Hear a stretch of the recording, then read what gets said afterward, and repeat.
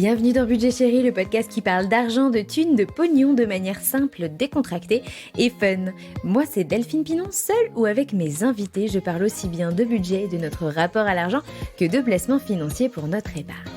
Budget Chéri, c'est le seul podcast où l'on parle de vos préoccupations d'argent au quotidien. Pourquoi est-ce que je me sens obligée de faire des cadeaux qui coûtent cher ?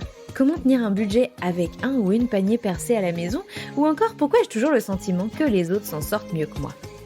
Si vous découvrez le podcast, je vous conseille d'écouter l'épisode anniversaire dans lequel les auditeurs ont dévoilé l'épisode qui a changé leur vie. Et je voulais également vous dire que j'ai de grandes ambitions pour ce podcast. Je souhaite aller chercher des invités encore plus incroyables. Et savez-vous qu'un des meilleurs moyens de convaincre un invité, c'est de lui montrer que vous êtes nombreux à adorer le podcast et à le faire savoir sur Apple Podcast. Alors si c'est pas encore fait, allez ajouter un commentaire 5 étoiles dès maintenant. C'est le meilleur moyen de convaincre mes futurs invités de se livrer comme jamais derrière mon micro. C'est ce qu'a d'ailleurs fait Tortue de Floride en écrivant ceci. Plein de bon sens et d'intelligence, bravo à Delphine et à ses invités. Parler d'argent de manière intelligente et dépassionnée n'est pas facile. Les sujets abordés sont divers et les points de vue affûtés. Bonne continuation. Dans cette nouvelle story, c'est Vanessa qui est derrière le micro, seule, pour parler de sa relation à l'argent. Vanessa a aujourd'hui la trentaine, elle est en couple avec Sylvain et ensemble ils vivent en Bretagne avec leur enfant. Jeune, Vanessa s'est construit un style de vie bohème en tant que saisonnière, travaillant 8 mois de l'année derrière un comptoir et voyageant les 4 autres mois avec Sylvain, son compagnon. Cette vie à la route lui convient très bien, d'autant qu'elle ne se voit pas comme une femme ambitieuse. Au contraire, elle cultive le mythe du méchant riche et du gentil pauvre, qui malheureusement l'amène à vivoter, dépenser sans trop compter, en flirtant régulièrement avec le découvert, et cela même quand ils décident tous les deux d'arrêter cette vie de saisonnier. Jusqu'au jour où Sylvain se forme en cachette à l'investissement immobilier et qu'il décide de se lancer à deux. Depuis, ils ont fait 2 investissements locatifs et sont en train de revendre leur résidence principale pour en acheter une moins coûteuse et plus adaptée à leur envie de faire d'autres projets immobiliers. Et pourtant, ils ne gagnent tous les deux que chacun 1 500 € par mois. Je suis certaine que leur histoire va en inspirer plus d'un. Je vous laisse l'écouter et on se retrouve à la fin. Bonjour, je m'appelle Vanessa et je vais vous raconter comment je me suis lancée dans l'investissement immobilier avec mon compagnon Sylvain après avoir été longtemps à découvert. J'ai grandi dans une petite ville de province, dans l'ouest de la France, dans une famille qu'on appelle de classe moyenne. Mes parents travaillaient tous les deux, ma maman à mi-temps, mon papa à plein temps. On a toujours eu ce dont on avait besoin. Des vacances tous les étés, des cadeaux de Noël. Il n'y avait pas de soucis, financiers majeurs a priori. J'entendais parler d'argent régulièrement, mais de manière, voilà, gestion d'argent au quotidien, comment, payer les factures, comment payer mes études, voilà. Donc effectivement, c'était une gestion quotidienne pour mes parents. J'ai jamais entendu parler d'investissement ou autre chose, de ce genre et très vite par contre, mes parents m'ont fait comprendre que si, je voulais de l'argent de poche pour sortir avec mes amis ou quoi que ce soit, il allait falloir que je le gagne par moi-même et donc j'ai commencé mes premiers petits boulots assez jeune, de mémoire je devais avoir 15 ans et je travaillais sur les marchés, je vendais des légumes. Je le faisais, quelques heures par semaine puisque la législation du travail des mineurs, elle est quand même, très réglementée et donc je gagnais mes petits sous comme ça, donc j'ai eu mon premier petit chèque, assez tôt à mes 15 ans et puis après, effectivement, ça a été assez vite, les marchés avec un peu plus d'heures et puis dès que j'ai eu 18 ans, les supermarchés et après, voilà, gagner des sous comme ça pour payer, non pas mes études, mais en tout cas, les extras, disons. Voilà, les sorties avec les copains, les choses que je voulais m'acheter un petit peu, en extra. Mes parents me finançaient mes études, m'ont financé, tout ce qui est, école, logement, nourriture et compagnie, pour, tout le temps de mes études. Donc moi, j'ai fait un BTS de commerce international et après une licence en commerce équitable. Donc mes parents me payaient tout ça, ils m'ont payé mon permis, vraiment voilà, j'avais pas à me plaindre de ce côté-là. Donc l'argent que je gagnais moi, c'était vraiment pour, mes sorties, avec les copains. Je faisais beaucoup la fête à l'époque, une vraie vie étudiante avec, beaucoup de sorties, de soirées étudiantes. Donc voilà, les cigarettes, les fringues, vraiment, le plaisir quoi, juste le plaisir. C'était, mon argent à moi et je m'en servais pour me faire plaisir et je dépensais tout.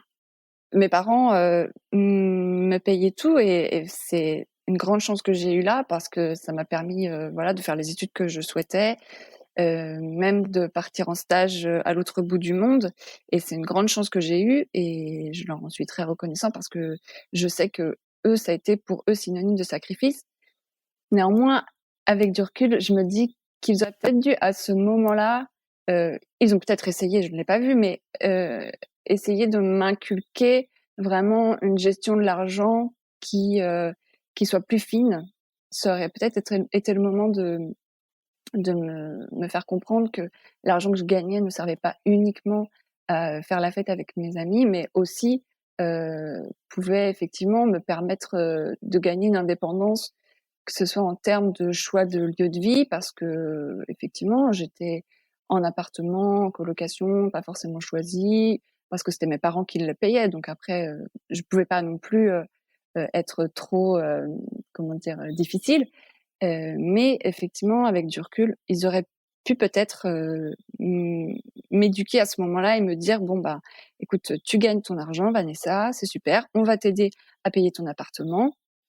On peut, enfin, voilà, on sera là pour te supporter, si vraiment tu as une galère, mais essaie de mettre cet argent de côté pour, voilà, un jour, si tu veux partir en stage en Amérique latine», ce qui a été le cas, qu'on ne soit pas obligé de te payer l'intégralité du billet d'avion, mais que tu puisses participer avec nous. Voilà, je j'ai pas souvenir qu'ils aient en tout cas essayé de me à ce moment-là, de me dire, «Mets cet argent de côté, épargne». Peut-être qu'ils l'ont fait, mais qu'à l'époque, vraiment ça ne me semblait pas, être, important ou en tout cas, indispensable. Je finis mes études par un grand stage voyage en Amérique du Sud, en Bolivie et du coup quand je rentre, effectivement, j'avais fait une licence de commerce équitable. Donc trouver du boulot dans ce secteur, c'était pas évident à l'époque. Et puis, je reviens, voilà, bah, là, pour le coup, j'ai plus un sou en poche. Mes parents, je vois bien que, OK pour l'aide, mais il va pas falloir non plus, que ça dure jusqu'à mes 25 ans. Donc et puis pas question pour moi non plus de retourner chez eux. Voilà, j'avais gagné cette indépendance, où j'étais vraiment, je pouvais vivre là où je voulais. Donc mes parents m'ont dépannée, mais j'ai vite senti quand même et puis j'ai senti de leur part et j'ai surtout eu envie de travailler assez vite. Donc j'ai fait, pas mal de petits boulots différents, notamment, recruteuse de ou recrutrice, je sais pas comment on dit, de donateurs, vous savez, les gens avec les caouets, fluo, dans la rue qui vous interpellent pour, donner pour telle ou telle association. Et puis assez vite, je me suis portée sur, la restauration et donc je suis allée faire, des saisons sur, la côte atlantique et notamment en bar et en bar de nuit.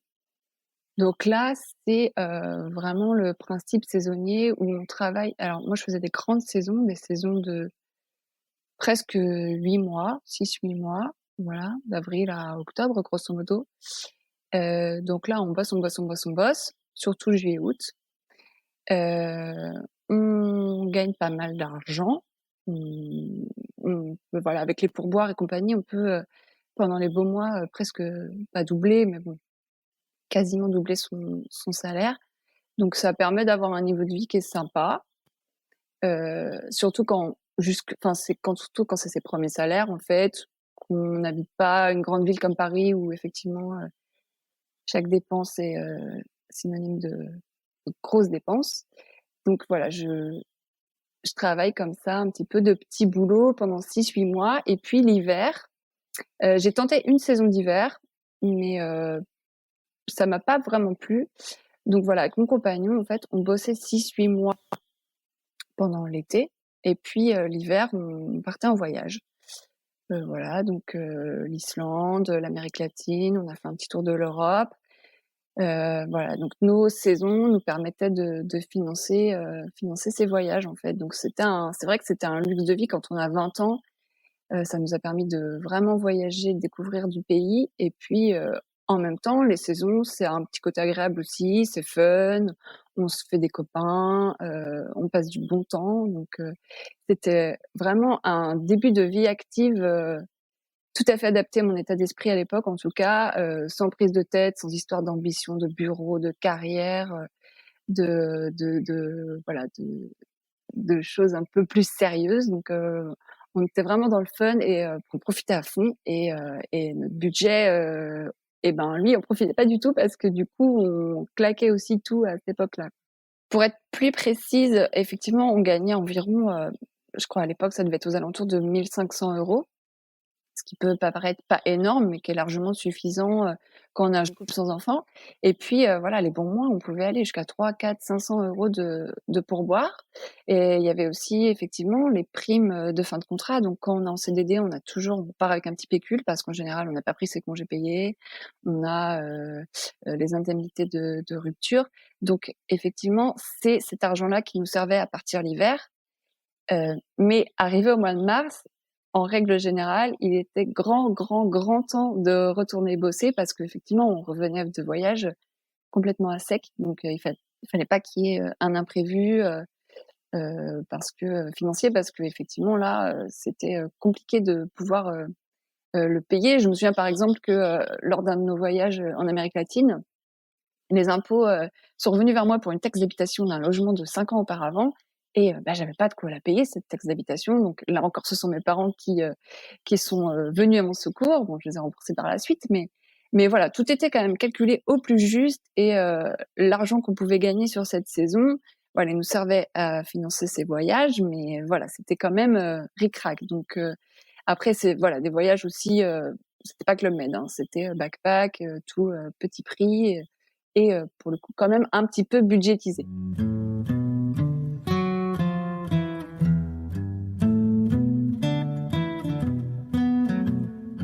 Au bout d'un moment, ce système de je crame tout l'hiver et puis je reviens, il faut vite que je bosse. Bon voilà, c'est un peu difficile à gérer émotionnellement parlant.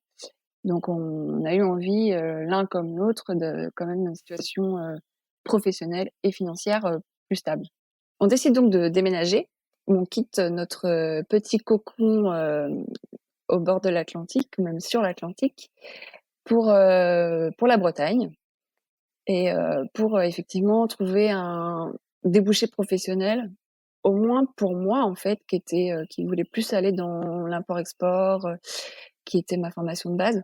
Au moins pour moi, un débouché professionnel qui soit peut-être plus important. Et il s'avère que ça a été très compliqué pour moi de trouver un travail. C'est très difficile auprès des recruteurs de justifier qu'on a, pendant 3, 4, 5 ans, pas du tout, suivi, le parcours, classique de je sors de l'école, je postule dans une grande entreprise, et puis, je fais ma carrière.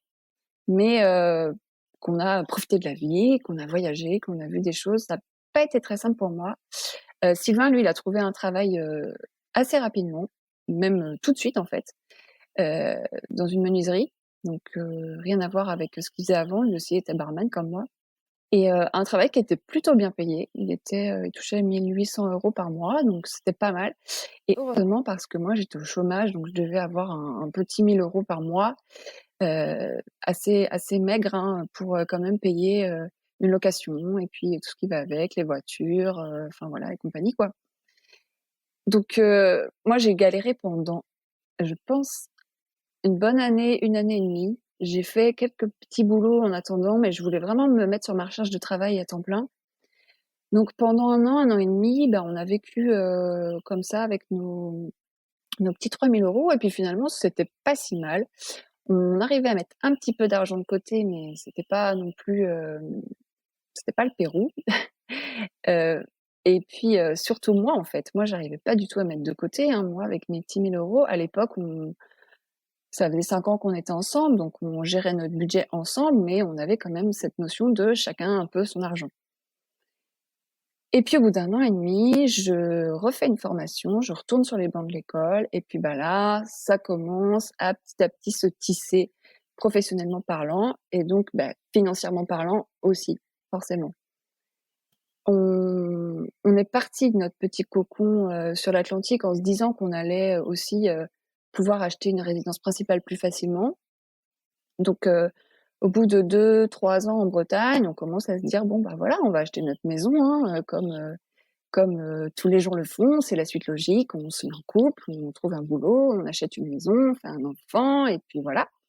Donc, à peu près en même temps que l'enfant, on s'est dit: «On va acheter une maison, on va investir dans notre résidence principale».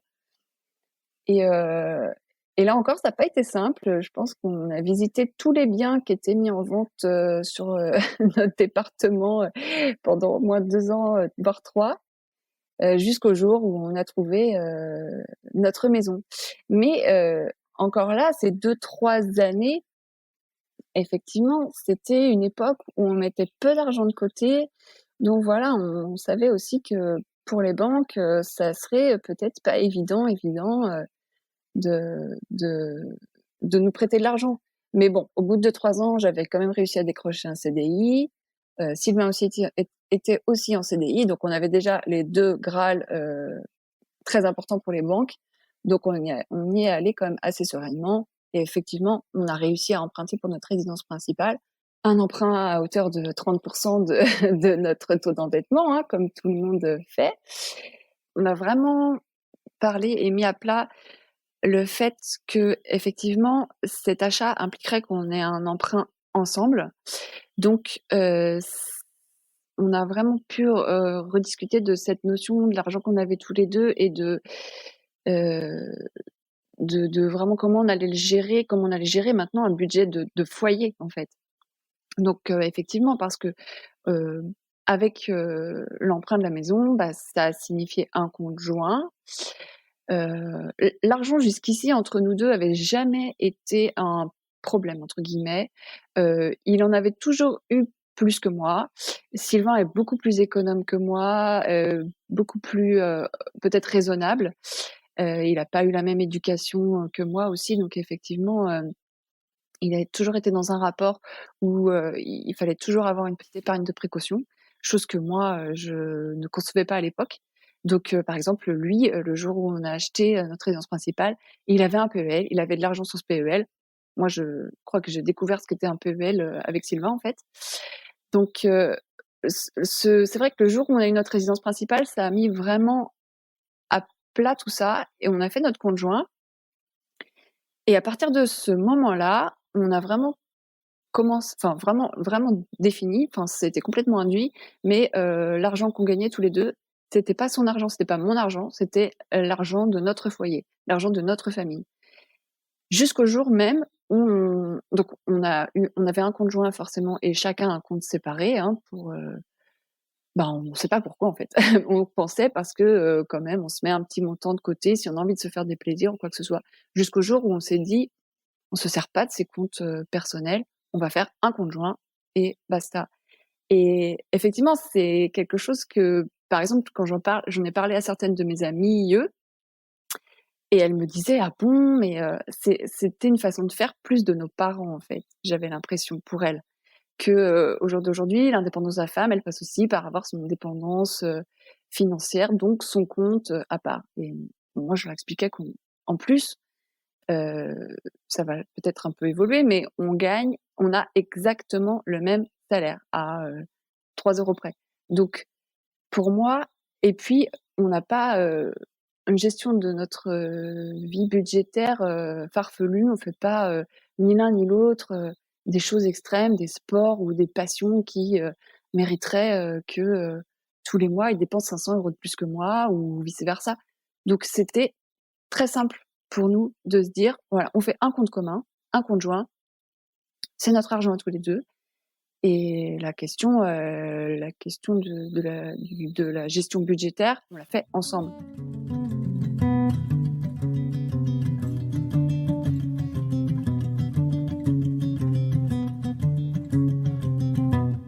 Il y a 1 an et demi même maintenant, Sylvain commence à s'intéresser très fortement à l'investissement immobilier. Je le vois dans le salon tout le temps, dehors en train d'écouter des podcasts, regarder des vidéos. Bon, je sais pas trop ce qu'il fait. Il fait son truc, il fait sa vie, il m'en parle pas trop, je l'entends parler un peu de mindset, je le vois se lever plus tôt le matin, je me dis: «Bon, bah, il y a un petit peu de changement dans sa vie», mais Sylvain, il a toujours été comme ça. Il faut que ça bouge, il faut que ça remue, il est vraiment, proactif, dans sa vie, faut toujours qu'il y ait des nouveaux projets. Donc bon, voilà, je le laisse faire.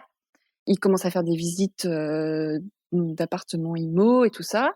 Moi, je suis un peu frileuse, voire même très frileuse, je me dis, «Beh non, le locatif, ça prend du temps, ça prend de l'énergie, les locataires ils payent pas», enfin voilà, toutes les pensées limitantes qu'on a avant de se lancer dans l'immobilier. Jusqu'au jour où il me dit, «J'ai trouvé un super appart, je peux pas aller le visiter, je bosse, vas-y à ma place». Et j'y vais et je me dis: «Bah ouais, c'est bien, c'est vrai que c'est bien, c'est pas cher pour le secteur, non, c'est bien». Je reviens, je lui dis: «Bah écoute, j'y connais rien à l'IMO, mais moi je pense que si tu penses qu'il faut y aller, on y va, on fait une offre». Et donc là, go, il me dit: «Bah OK, on y va, on fait une offre». Donc un appart pour mettre en colocation. Donc moi j'ai peur, je lui dis pas que j'ai peur, mais je lui dis que: «Oh mais quand même, ça va être, le bazar, falloir s'en occuper, des colocataires, tout ça». Et là, il me pose les chiffres, hein, il me dit: «Oui mais regarde, colocataire ça veut dire, moins de vacances locatives, ça veut dire qu'on divise les risques par 3». Enfin voilà, tous les arguments de la colocation, on va pas faire, un épisode là-dessus. Et puis, il me dit: «OK, on peut y aller, sauf qu'on a un petit problème, c'est que, il faut, montrer, patte blanche au banquier». Donc il me dit: «Montrer patte blanche, c'est, avoir 3 derniers relevés de compte nickel». Je dis: «Nickel, nickel, ça va être compliqué parce qu'effectivement, on fait pas les fous, on n'a pas des retraits d'argent de dingue, qui sont inexpliqués, on va pas au casino, on part pas en vacances, au Portugal tous les 2 mois, mais ça n'empêche qu'on est, quand même, parfois à découvert. C'est pas tous les mois, mais dès qu'il y a un petit extra, voilà, on creuse dans notre petit découvert autorisé». Donc il me dit: «Ah mais ça, banque découvert, c'est pas possible». Je dis: «Bon, bah, OK, on s'attelle au problème alors, c'est parti, quoi». Et là, je me suis prise de passion pour la gestion de mon budget. Donc j'ai, pris mes 6 derniers relevés de compte, nos 6 derniers relevés de compte, et j'ai tout posé à plat sur un tableau Excel, la magie des tableaux Excel.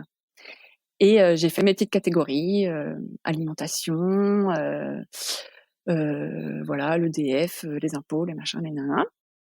Et puis, jusqu'à me rendre compte qu'effectivement, il y avait 2-3 petits postes de dépenses qui étaient peut-être un petit peu au-dessus de nos moyens, peut-être un peu trop de sorties, peut-être un petit peu trop de restos, enfin voilà. Et c'est sûr que quand on pose tout à plat, on se dit: «Oups». Donc là, c'est parti, je rentre en mode, je traque, la moindre dépense. Et je pense que depuis ce jour, je suis passée dans une gestion budgétaire qui est même presque extrême. Je vais voir mon compte en banque, au moins 2 fois par jour. Je traque tout, je mets tout dans mon petit fichier Excel pour vraiment, ne plus être à découvert. Et je pense que depuis ce jour-là, effectivement, on n'a plus été à découvert. Et aujourd'hui, on a une vraie gestion d'épargne. On a une vraie, gestion de notre budget, familial. Je sais exactement où va chaque euro et où vont aller chaque euro. Et ça s'est même encore réaccéléré parce qu'on va, probablement faire un 2e investissement, immobilier. Parce que finalement, on a concrétisé le premier, on a eu notre prêt à la banque, le banquier a pas fait de soucis, particuliers, voilà. Donc notre colocation est en route, on a un beau cash flow, on a un 2e compte en banque du coup qui voit, de l'argent, grossir petit à petit. Donc on est super content. Et effectivement, on va réitérer parce que c'est l'investissement immobilier, c'est quand même un moyen, de se faire du patrimoine et de se faire un cash flow et d'investir son argent différemment au jour d'aujourd'hui.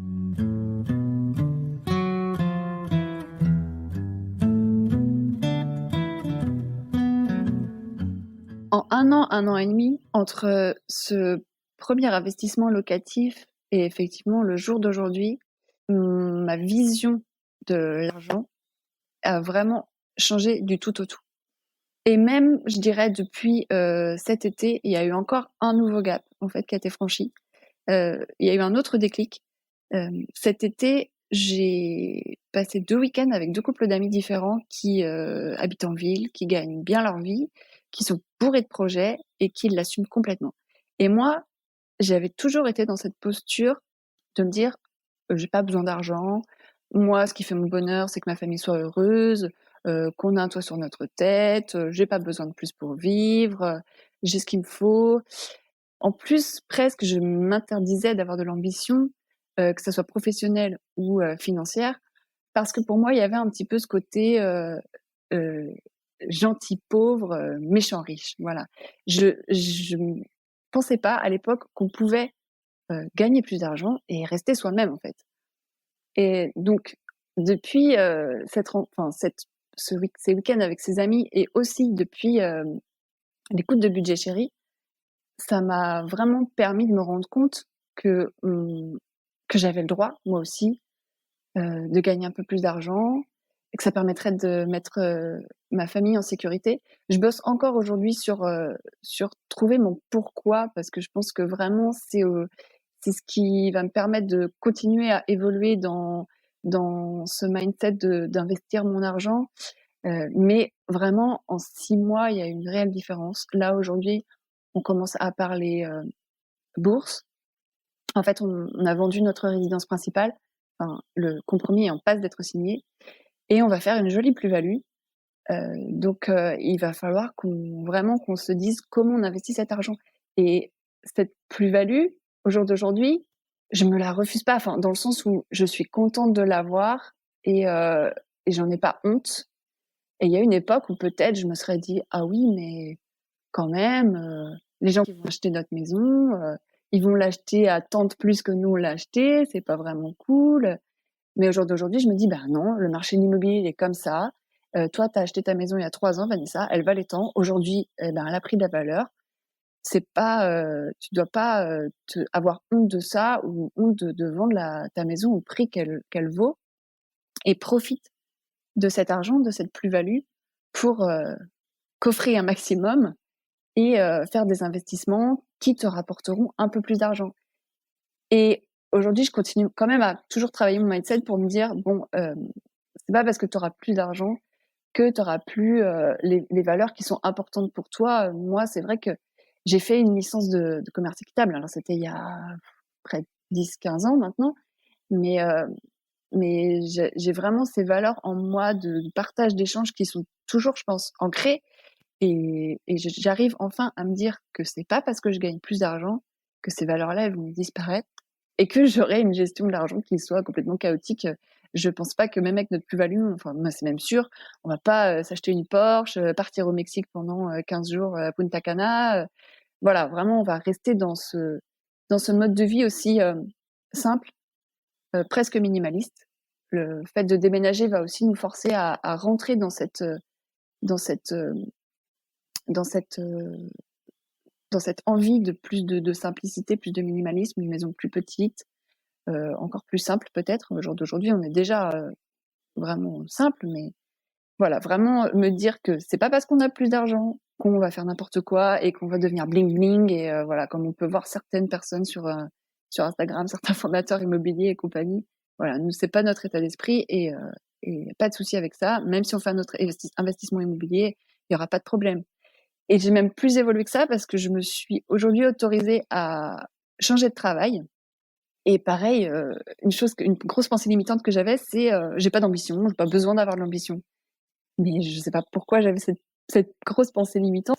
C'est super chouette d'avoir de l'ambition, d'avoir des projets et de vouloir faire plein de choses et donc j'ai changé de boulot, il y a peu de temps pour un poste, je pense qu'il sera va être plus épanouissement, avec plus d'autonomie. Voilà, j'essaie vraiment de me faire confiance et de me dire: «Tu as de la valeur Vanessa, donc go, vas-y quoi».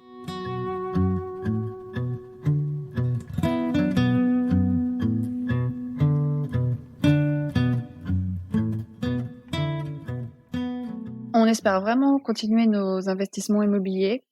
2021, on l'espère, sera moins chaotique en termes, de circonstances extérieures, mais 2021, on a donc effectivement un projet d'immeuble de rapport là qui va se lancer en début 2021. Le compromis est aussi en passe d'être signé et on espère faire au moins un autre projet immobilier dans l'année et effectivement après se lancer en bourse. Voilà, on regarde un petit peu tout ce qui est ETF avec effectivement la plus-value de la maison. On va pas laisser tout ça sur un livret A, hein. Ça serait bien dommage pour des investisseurs un petit peu plus aguerris que nous sommes de faire cette démarche. Et puis, pourquoi pas aussi se lancer dans l'infoprenariat. Voilà, quand on voit des belles réussites comme Budget Chéri, on se dit que effectivement, il y a plein de choses à faire aussi de ce côté-là. Donc, voilà, l'entrepreneuriat, c'est aussi quelque chose qui, il y a 1 an, 2 ans, me paraissait complètement fou pour moi. Je répétais à qui voulait l'entendre que j'étais salariée et que c'était très bien comme ça et que jamais je serais ma propre patronne parce que c'est trop d'emmerde. Donc voilà, là je viens juste de commencer un nouveau job et je pense que je vais m'épanouir dans celui-ci, je vais apprendre plein de choses donc c'est chouette. Mais si Sylvain souhaite se lancer dans l'infoprenariat ou quoi que ce soit, ça aussi, il y aura pas de souci, je serai à fond derrière lui et voilà, on va développer tous ces projets-là, investissement de notre argent, investissement de notre temps aussi, peut-être se payer des formations, continuer à travailler notre mindset et puis mettre notre temps à bon escient pour effectivement faire des projets qui financièrement puissent nous apporter des choses, mais aussi humainement puissent nous apporter plein de choses. Notre couple est vraiment au beau fixe parce qu'on a trouvé un terrain de jeu presque qui est génial. Il y a plein de choses à faire, plein de choses à découvrir. Et ça, 2021 va forcément être une belle année vu la lancée sur laquelle on est. La question que je me pose aujourd'hui, c'est pourquoi toutes ces pensées limitantes? Donc, je ne sais pas si vous comprenez ce que c'est une pensée limitante, mais quels sont vos freins aujourd'hui? Qu'est-ce qui vous bloque? Et pourquoi vous avez tous ces freins et tous ces blocages? Essayez de peut-être creuser ça pour ensuite vous dire qu'ils n'ont pas lieu d'être et que vous pouvez vous aussi vous lancer. En tout cas, moi, c'est mon cas. Merci d'avoir écouté Vanessa jusqu'au bout. Et si vous êtes encore là, c'est que l'épisode a su capter votre attention. Et ce serait dommage de repartir, vaquer à vos occupations sans le faire savoir. Alors vous pouvez faire don de cette trouvaille à vos proches en partageant l'épisode sur vos réseaux sociaux. Et vous pouvez aussi crier votre amour de l'histoire de Vanessa et de Sylvain au monde entier sur Apple Podcast. Comme ça, vous augmentez par la même occasion mes chances de faire venir des invités encore plus incroyables derrière le micro pour de futurs épisodes. Pour envoyer vos messages à Vanessa, n'hésitez pas à m'écrire à l'adresse delphine@budget-chéri.com et je lui transmettrai. À très bientôt pour de nouveaux épisodes. D'ici là, prenez soin de vous et de vos finances. Ciao, bye bye.